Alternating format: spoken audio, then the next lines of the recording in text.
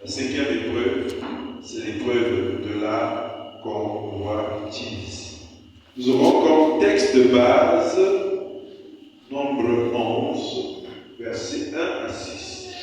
Et puis Nombre 19, verset 20. Ensuite Nombre 11, verset 1 à 6. Et puis verset 19 et 20. Et puis 33 et 35. La cinquième épreuve est celle de la convoitise. Nombre 11, verset 1 à 6, verset 19 à 20, verset 33 à 35. Je vous invite donc à lire ce passage.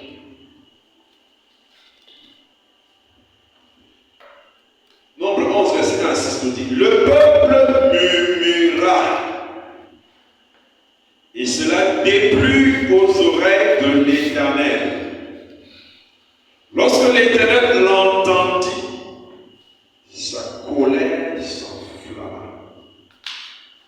Le feu de l'Éternel s'alluma parmi eux et dévora l'extrémité du camp.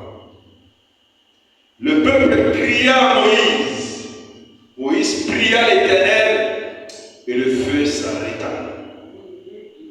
On donna à ce lieu le nom de Tabira, parce que le feu de l'Éternel s'était allumé parmi eux. Le ramassis de gens qui se trouvaient au milieu d'Israël, quand vous entendez ramassis, ce sont des gens qui sont sortis avec le sein de l'Égypte, fut saisi de convoitise, et même les enfants d'Israël recommencèrent à pleurer et dire: Qui nous donnera de la viande à manger? Nous nous souvenons des poissons que nous mangions en Égypte et qui ne nous coûtaient rien, des concombres, des melons, des poireaux, des oignons et des hausses. Maintenant, notre âme est desséchée, plus rien. Nos yeux ne voient que la manne. Verset 19 à 20.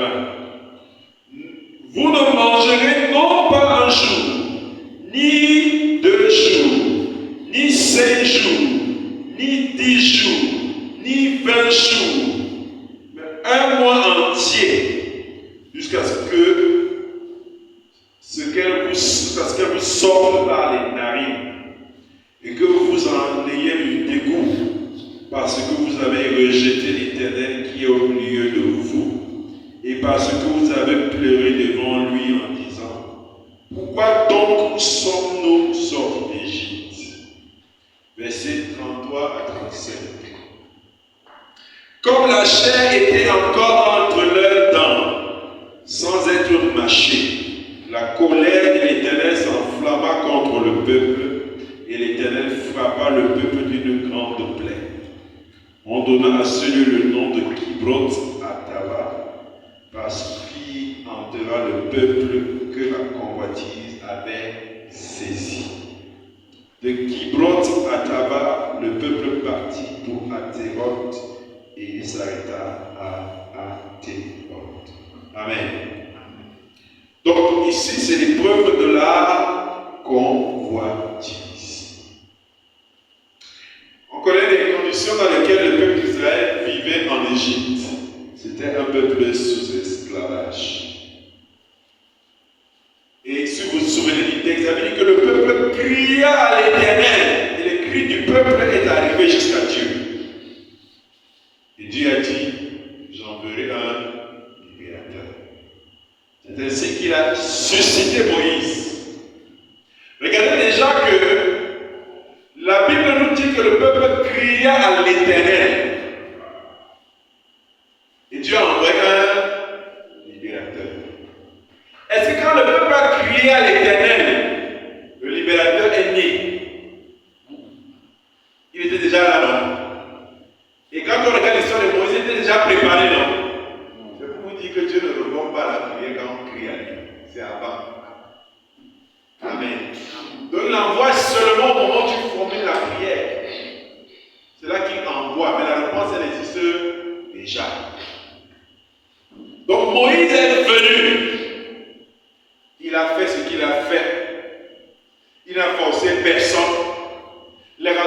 annoncé.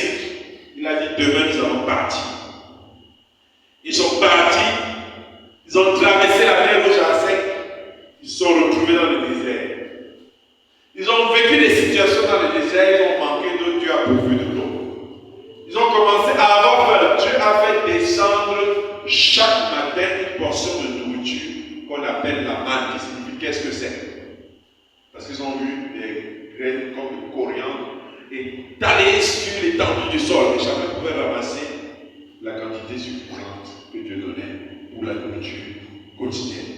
Et c'est chaque matin, ils avaient droit donc à cette manne que Dieu envoyait. Et la particularité de cette manne, c'était que chaque jour, vous étiez sûr de l'avoir, sauf le week-end. Le week-end, Dieu vous recommandait de prendre la double portion parce qu'il ne donnerait pas ça le week-end. Et les petits malades qui étaient très infiltrés, et je suppose que parmi eux, il y avait les Camerounais. Eux, ils ne font jamais ce qu'on dit. On dit que la manne ne doit pas être gardée. Comme ils sont trop intelligents, ils prennent une quantité plus importante et ils gardent. Sauf que quand tu gardais, le lendemain tu venais trouver c'était pourri. Mais contrairement au week-end, le week-end quand tu gardais, puisque tu ne donnais pas, tu venais trouver que c'est intact. Ces gars n'aimaient pas faire confiance à Dieu, dit je vous donnerai la manne chaque matin. Mais les petits malins aussi, c'est quand même à mettre un peu à côté. C'était les Camerounais qui on ne sait jamais. C'est comme on nous envoyait une histoire dans le groupe de travail ce matin.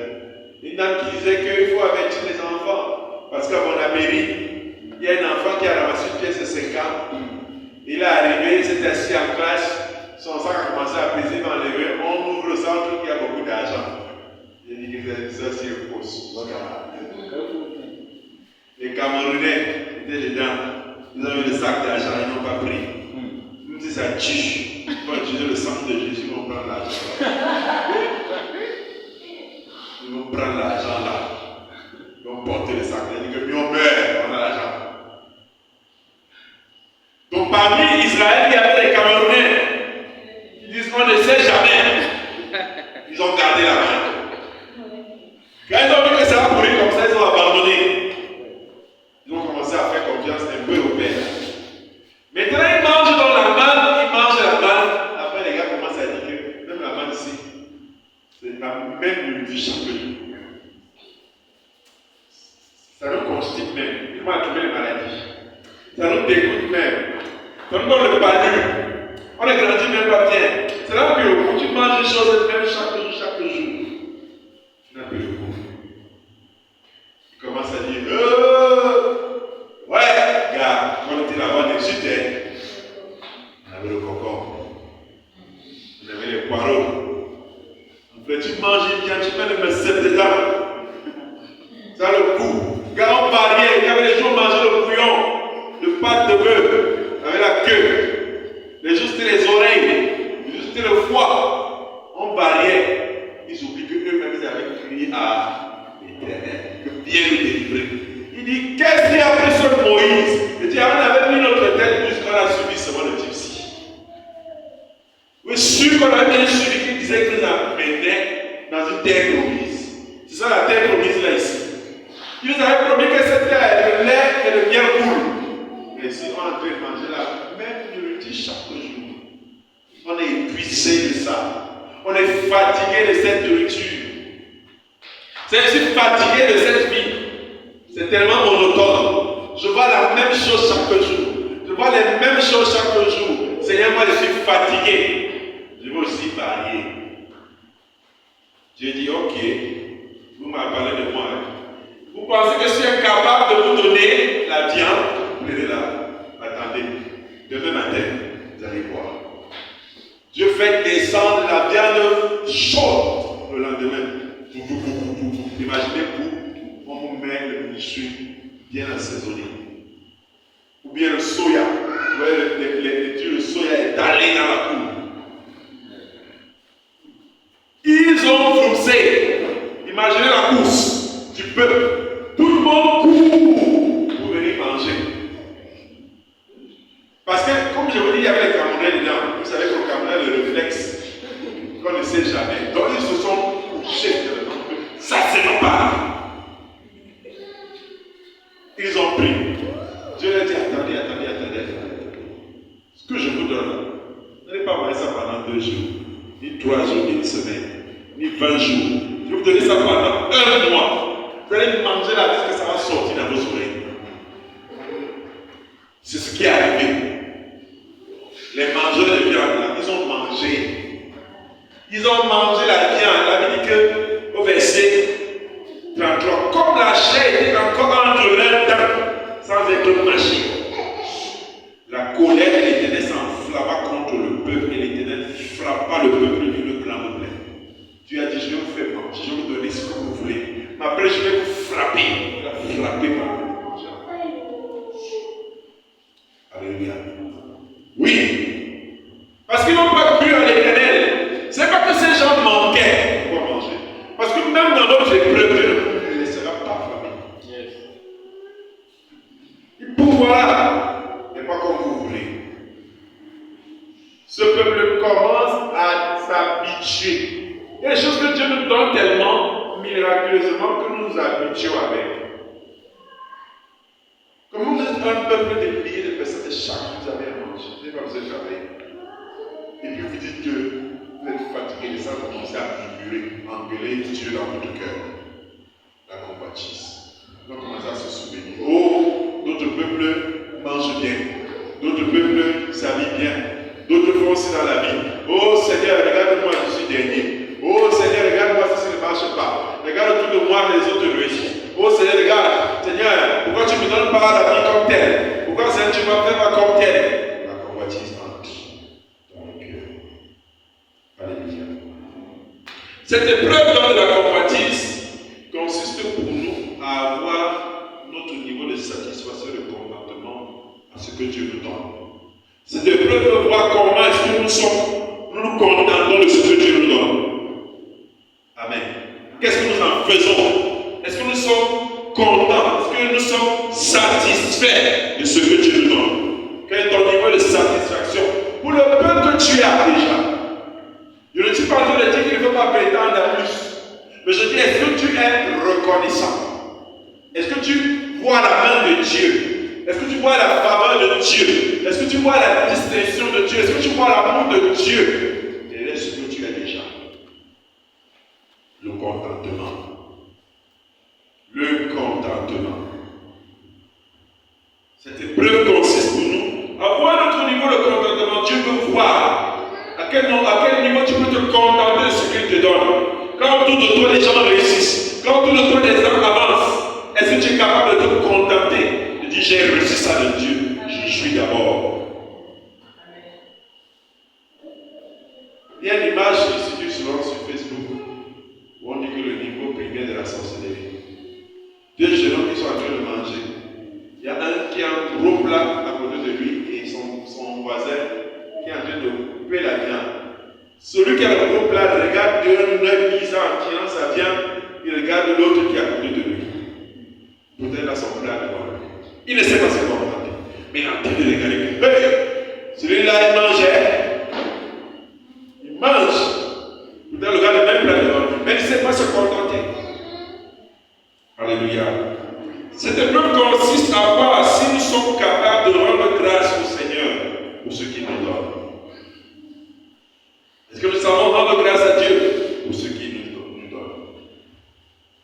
C'est pendant cette épreuve que pour ceux qui ne réussissent pas, ils développent la jalousie. Ils développent des sentiments de meurtre. Parce qu'ils ne savent pas se contenter. Dire merci à Dieu pour ce qu'il a déjà. Ils ne voient pas Dieu dans ce qu'il a déjà. Est-ce que nous sommes fiers de ce que nous avons reçu du Seigneur? Je n'ai pas un aussi grand don que la seule terre. Est-ce que je sais reconnaître ce que Dieu a mis en moi?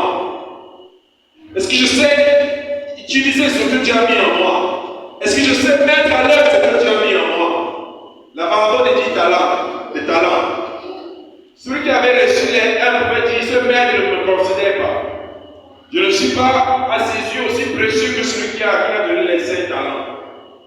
Donc, comme il ne me considère pas, ça ne sert à rien que je me donne tant de pas me donner pour quelqu'un qui ne me considère pas. Si j'avais de la valeur à ses yeux, il aurait pu me donner aussi 7 talents. Et Dieu te donne selon ta capacité. C'est ce qu'il faut savoir. Selon ta capacité, ne cherche pas à être quelqu'un d'autre. Fais ce que Dieu t'a donné. Utilise ce que Dieu t'a donné. Alléluia. Est-ce que nous disons merci à Dieu pour ce qu'il fait pour nous, mais ce qu'il fait avec nous? Est-ce que nous disons merci à Dieu pour ce que nous pouvons voir comme talent que nous avons, pour ce que nous pouvons porter comme habit, ou bien tu veux d'abord avoir l'habit de Rihanna, tu veux avoir l'habit de Samuel Eto'o? Non. Alléluia. Applaudis à Dieu ici. Le but de cette épreuve dans laquelle Dieu nous met, c'est que nous apprenons à rendre grâce au Seigneur pour ce qu'il nous donne. Le Seigneur veut développer en nous l'action de grâce pour ce qu'il nous donne. Que nous soyons capables d'être contents de ce qu'il nous a donné, de ce qu'il fait chaque jour. Être capable de lui faire confiance pour notre sort et savoir qu'il est au contrôle et qu'il sait ce qu'il nous faut. Amen. Cette épreuve veut nous enseigner ça. Faire confiance à Dieu pour mon lendemain, pour mon sort. Savoir lui dire merci pour ce qu'il me donne. Lui faire confiance. Être content pour ce qu'il m'a donné. Être capable de l'adorer. Quand il me donne un 5 francs, quand il a donné 1 milliard à quelqu'un d'autre. Être fier de ce que j'ai. Alléluia. Souvent, il y a des parents qui reçoivent leurs enfants à la maison. L'enfant lui dit, maman,